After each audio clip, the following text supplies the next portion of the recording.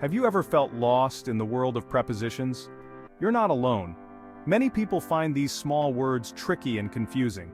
They can be small words, but they play a big role in our sentences. Prepositions are like the glue that holds our sentences together, giving them meaning and clarity. Today we're tackling 3 common prepositions: on, in, and at. These words might seem simple, but they can change the entire meaning of a sentence. Don't worry, it's not as complicated as it seems. With a little practice, you'll be able to use these prepositions with ease.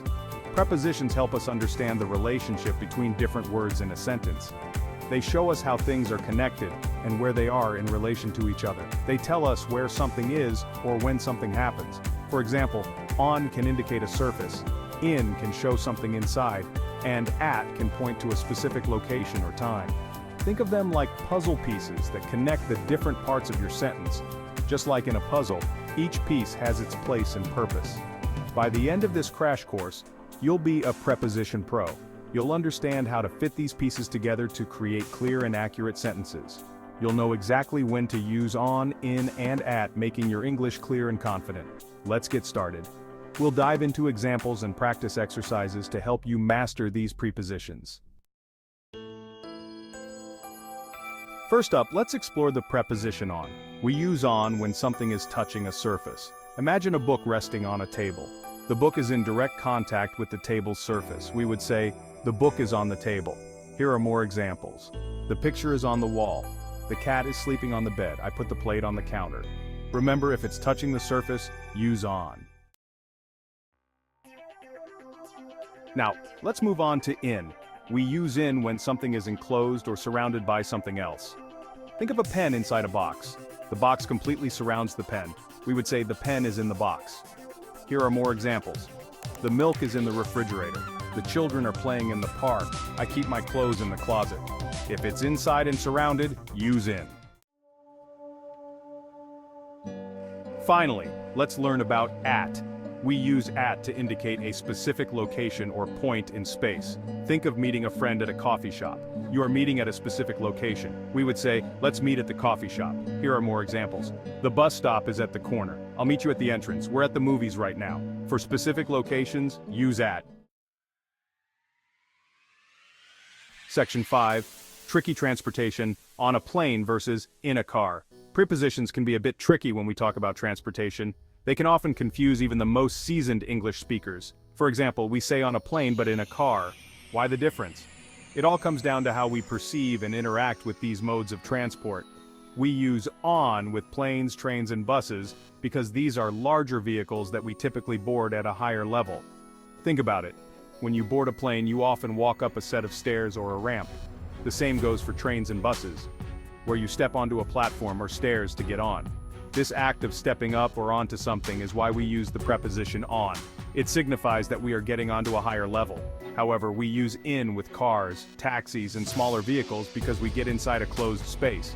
These vehicles are typically lower to the ground, and we enter them by stepping down or simply sliding in. When you get into a car, you open the door and sit inside. The same goes for taxis and other smaller vehicles. The preposition in indicates that you are entering an enclosed space.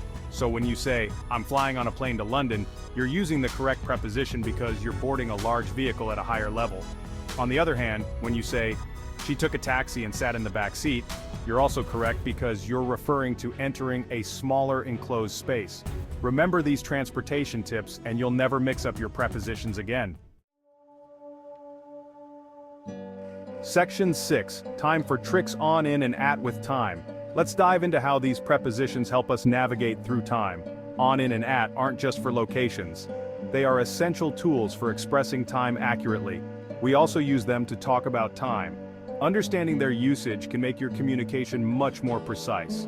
On is used for specific days and dates, on Monday, on my birthday, on Christmas Day. Think of it as pinpointing a specific spot on your calendar.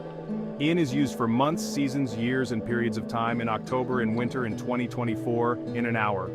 It helps us frame a broader time period. At is used for specific times at 3 p.m. at a precise moment in your day, at noon, at sunset. These moments are like the exact ticks on the clock. Mastering these time-related prepositions will make your sentences even clearer. Practice using them in your daily conversations and writing. Remember on for days and dates, in for longer periods like months and years, and at for specific times. This simple trick will help you avoid common mistakes. With these tips, you'll be able to express time effortlessly and accurately. Keep practicing and soon it will become second nature. Happy learning and keep mastering the art of time with on, in, and at. Section 7, Tips and Tricks to Remember. Here are some handy tips to remember when to use on, in, and at on.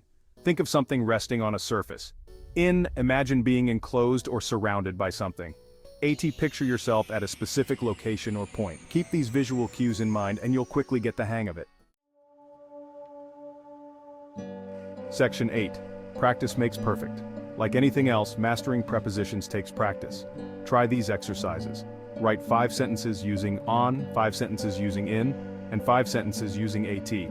Look for examples of on, in, and at in a book or article.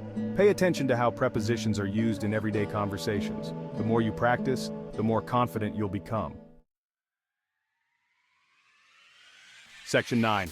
Conclusion, conquer prepositions. Congratulations, you've completed the crash course on, in, and at. You now have the tools to use these prepositions correctly and confidently. Remember, even if you make mistakes, keep practicing, and soon you'll be a preposition master.